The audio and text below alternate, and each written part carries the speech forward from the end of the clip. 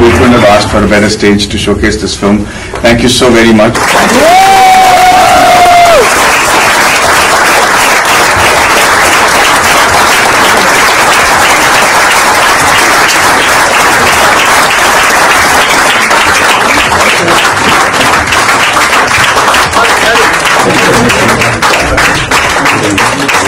विश्व मंच पर भारत के फिल्म ने धूम मचा दी है। तनु वेड्स बनू जैसे सुपरहिट फिल्मों में बतौर हीरो पॉपुलर हुए आर माधवन की फिल्म रॉकेटरी द नाम्बी इफेक्ट को 10 मिनट का स्टैंडिंग ओवेशन मिला है। दरअसल इस फिल्म को 75वें कान फेस्टिवल में वर्ल्ड प्रीमियर के लिए भारत की ऑफिशियल एंट्री के तौर पर चुना गया था और जब पलाई द फेस्टिवल के कन्वेंशन सेंटर में फिल्म की स्क्रीनिंग हुई तो दर्शक झूम उठे। दुनिया भर के लोगों के बीच इसे इतना जबरदस्त रिस्पॉन्स मिला कि तालियां बंद ही नहीं हो रही थी। दोस्तों आपको ये भी बता दें कि फिल्म रॉकेटरी द नाम्बी इफेक्ट आर माधवन की पहली डायरेक्टोरियल फिल्म है और जो इसरो के अंतरिक्ष वैज्ञानिक नाम्बी नारायण के जीवन की घटनाओं को दिखाती है। इस स्क्रीनिंग में इसरो वैज्ञानिक नाम्बी नारायण खुद भी मौजूद रहे। फिल्म की स्क्रीनिंग के बाद जहां मौजूद दर्शकों ने जोरदार प्रतिक्रिया दी। पूरे 10 मिनट के लिए फिल्म को तालियों की गड़गड़ाहट के बीच स्टैंडिंग ओवेशन मिला। इस दौरान मंत्री अनुराग ठाकुर से लेकर संगीत के दिग्गज AR रहमान तक सभी फिल्में डूबी नजर आए। कान फिल्म फेस्टिवल में फिल्म को मिले शानदार रिसेप्शन पर प्रतिक्रिया देते हुए अभिनेता से निर्देशक बने आर माधवन ने कहा, We couldn't have asked for a better stage to showcase this film.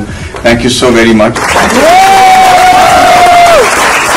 बता दें दोस्तों कि रॉकेटरी 1 जुलाई को रिलीज होने वाली है। रॉकेटरी द नाम्बी इफेक्ट आर माधवन का डायरेक्टोरियल डेब्यू है। फिल्म की shooting Bharat, France, Canada, Georgia और सर्बिया में की गई है। निर्देशन के साथ आर माधवन ने फिल्म में नाम्बी नारायण की भूमिका भी निभाई है। उनके अलावा फिल्म में सिमरन, रजित कपूर, रवि राघवेंद्र, मिशा घोषाल, गुलशन ग्रोवर, कार्तिक कुमार और दिनेश प्रभाकर जैसे कई कलाकार अहम भूमिका निभा रहे हैं। फिलिप लोगन, विंसेंट रीटा और रोन दोनजी जैसे चर्चित अंतर्राष्ट्रीय अभिनेता भी विभिन्न भूमिकाओं में नजर आएंगे। शाहरुख खान, सूर्या ने फिल्म में गेस्ट अपीयरेंस दी है। फिल्म हिंदी, अंग्रेजी, तमिल, तेलुगु, मलयालम और कन्नड़ सहित दुनिया भर में 6 भाषाओं में रिलीज होगी। Rocketry The Nambi effect biographical drama film है जो रॉकेट साइंटिस्ट और इसरो के एरोस्पेस इंजीनियर नाम्बी नारायण की कहानी है, जिन्हें देश से गद्दारी करने के झूठे आरोपों में फंसाया गया था। नाम्बी नारायण की कहानी देश के हर नागरिक को जाननी चाहिए ताकि वो समझ सके कि कैसे एक निर्दोष देशभक्त को राजनीतिक साजिश में फंसाकर देश का गद्दार घोषित किया जाता है। इस फिल्म की कहानी सच्ची घटनाओं पर आधारित है जो इस तरह से है। सबसे पहले अक्टूबर 1994 को मालदीव की एक महिला मरियम राशिदा को तिरुवनंतपुरम से गिरफ्तार किया गया। राशिदा को इसरो के स्वदेशी क्रायोजेनिक इंजन की ड्राइंग पाकिस्तान को बेचने के आरोप में गिरफ्तार किया गया था। इसके बाद केरल पुलिस ने साल 1994 में तिरुवनंतपुरम में इसरो के टॉप साइंटिस्ट और क्रायोजेनिक इंजन प्रोजेक्ट के डायरेक्टर नम्बी नारायण समेत 2 अन्य वैज्ञानिकों डी शशि कुमारन और डिप्टी डायरेक्टर के चंद्रशेखर को अरेस्ट किया। इसके अलावा रूसी स्पेस एजेंसी के एक भारतीय प्रतिनिधि AK शर्मा, लेबर कॉन्ट्रैक्टर और राशिदा की दोस्त फौजिया हसन को भी गिरफ्तार किया गया था। इन सभी पर इसरो के स्वदेशी क्रायोजेनिक रॉकेट इंजन से जुड़ी खुफिया जानकारी पाकिस्तान समेत दूसरे देशों को बेचने के आरोप लगे। इंटेलिजेंस ब्यूरो के अधिकारियों ने तब क्रायोजेनिक इंजन प्रोजेक्ट के डायरेक्टर रहे नम्बी नारायण से पूछताछ शुरू की। उन्होंने इन आरोपों का खंडन किया और इसे अपने खिलाफ साजिश बताया। तब ये मामला अखबारों की सुर्खियों में रहा। बिना जांचे परखे पुलिस की थ्योरी पर भरोसा करते हुए मीडिया ने भी नम्बी नारायण को देश का गद्दार बताने में कोई कोर कसर नहीं छोड़ा। गिरफ्तारी के वक्त नम्बी नारायण रॉकेट में इस्तेमाल होने वाले स्वदेशी क्रायोजेनिक इंजन बनाने के बेहद करीब पहुंच चुके थे। उन पर लगे आरोपों और उनकी गिरफ्तारी ने देश के रॉकेट और क्रायोजेनिक इंजन प्रोग्राम को कई दशक पीछे धकेल दिया था। दिसंबर 1994 में मामले की जांच CBI को सौंप दी गई। CBI ने अपनी जांच में इंटेलिजेंस ब्यूरो और केरल पुलिस के आरोप सही नहीं पाए। अप्रैल 1996 को CBI ने चीफ जुडिशियल मजिस्ट्रेट की अदालत में फाइल एक रिपोर्ट में बताया कि पूरा मामला फर्जी है और लगाए गए आरोपों के पक्ष में कोई सबूत नहीं है। CBI जांच में ये बात सामने आई कि भारत के स्पेस प्रोग्राम को डैमेज करने की नीयत से नम्बी नारायण को झूठे केस में फंसाया गया था। जांच में इस बात के संकेत मिले कि अमेरिकी खुफिया एजेंसी CIA के इशारे पर केरल की तत्कालीन कम्युनिस्ट सरकार ने नम्बी नारायण को साजिश का शिकार बनाया। ये सारी कवायद भारत के अंतरिक्ष कार्यक्रम को ध्वस्त करने की नीयत से हो रही थी। ये वो दौर था जब भारत अपने स्पेस प्रोग्राम के लिए अमेरिका समेत कई अन्य देशों पर निर्भर था। करोड़ों अरबों रुपए के किराए पर स्पेस टेक्नोलॉजी इन देशों से आयात करता था। स्पेस टेक्नोलॉजी में भारत के आत्मनिर्भर होने से अमेरिका को कारोबारी नुकसान होने का डर था।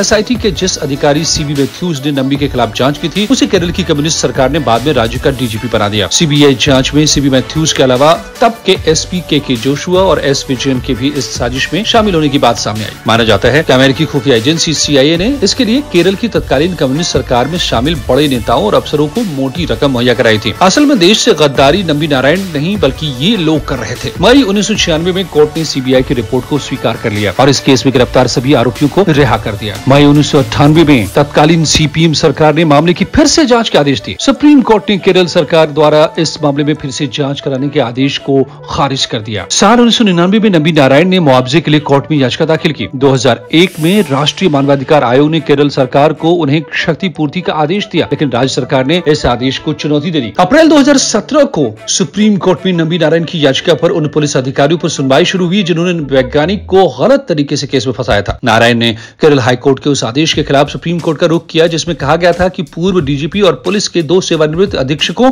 के जोशुआ और एस विजयन के खिलाफ किसी भी कार्रवाई की जरूरत नहीं है। वैसे तो नंबी नारायण 1996 में ही आरोप मुक्त हो गए थे, लेकिन उन्होंने अपने सम्मान की लड़ाई जारी रखी और 24 साल बाद सुप्रीम कोर्ट ने 14 सितंबर 2018 को उनके खिलाफ सारे नेगेटिव रिकॉर्ड को हटाकर उनके सम्मान को दोबारा बहाल करने का आदेश दिया। तत्कालीन चीफ जस्टिस दीपक मिश्रा की अगुवाई वाली जस्टिस AM खानविलकर और जस्टिस DY चंद्रचूड़ की 3 जजों की पीठ ने केरल सरकार को आदेश दिया कि नंबी नारायण को उनकी सारी बकाया रकम, मुआवजा और दूसरे लाभ दे। सर्वोच्च अदालत ने अपने आदेश में कहा कि नंबी नारायण को मुआवजे के साथ बकाया रकम और अन्य दूसरे लाभ केरल सरकार देगी। इसकी रिकवरी उन पुलिस अधिकारियों से की जाएगी जिन्होंने उन्हें जासूसी के झूठे आरोप में फंसाया। साथ ही सभी सरकारी दस्तावेजों में नंबी नारायण के खिलाफ दर्ज प्रतिकूल टिप्पणियों को हटाने का आदेश दिया। सुप्रीम कोर्ट ने कहा कि नंबी नारायण को हुए नुकसान की भरपाई पैसे से नहीं की जा सकती है, लेकिन नियमों के तहत उन्हें 75 लाख रुपए का भुगतान किया जाए। सुप्रीम कोर्ट जब यह फैसला सुना रहा था तब साइंटिस्ट नंबी नारायण वहीं पर मौजूद थे। ऐसा माना जाता है कि नंबी नारायण के खिलाफ साजिश नहीं हुई होती तो भारत 15 साल पहले ही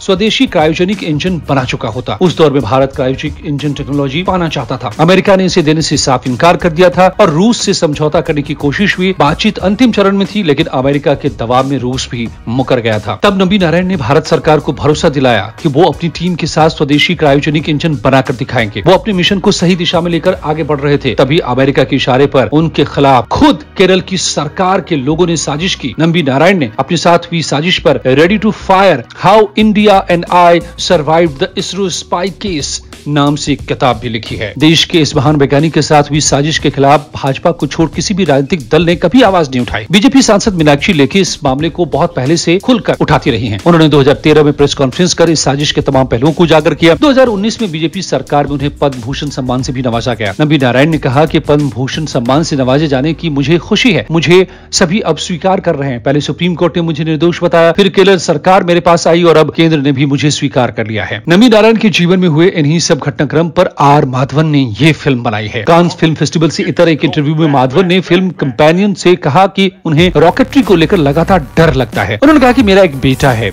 मैंने कोविड के दौरान कोई पैसा नहीं कमाया। मैंने कोविड से 2 साल पहले कोई पैसा नहीं कमाया क्योंकि मैं ये फिल्म कर रहा था। जिन चीजों ने मुझे जिंदा रखा वो OTT का एकमात्र मौका था, लेकिन इसके अलावा मैंने कोई फिल्म नहीं की। मेरी आखिरी फिल्म विक्रम मेधा थी, इसलिए डर है, लगातार डर है। माधवन ने कहा कि वो एक ब्रेकडाउन बिंदु पर पहुंच गए थे जब मूल निर्देशक अनंत महादेवन ने फिल्मांकन में कुछ दिनों के बाद प्रोजेक्ट को छोड़ दिया, लेकिन उन्हें खुद नारायणन ने निर्देशक के रूप में कार्यभार संभालने के लिए प्रोत्साहित किया क्योंकि वे इस विषय को अच्छी तरह समझते थे। माधवन ने जोर देकर कहा कि रचनात्मक स्वतंत्रता लेना भूल जाओ। उन्हें फिल्म को और अधिक विश्वसनीय बनाने के लिए कहानियों को हटाना पड़ा, लेकिन कहते हैं ना कि अंत भला तो सब भला। यही R माधवन के साथ हुआ। अंतर्राष्ट्रीय मंच पर फिल्म को मिली जबरदस्त कामयाबी और तारीफ ने माधवन की सारी तकलीफों को खुशी में बदल दिया है। अब उम्मीद यही है दोस्तों कि बॉक्स ऑफिस पर भी दर्शक इस फिल्म पर दिल खोलकर अपना प्यार उठाएंगे। तो कैसी लगी इस फिल्म की पूरी कहानी और जानकारियां हमें कमेंट सेक्शन में जरूर बताएं। आपको पसंद आई हो तो वीडियो को लाइक करें, सब्सक्राइब करें इस चैनल को और बेल आइकन जरूर दबा दें। धन्यवाद दोस्तों, मिलते हैं अगले वीडियो में। नमस्कार।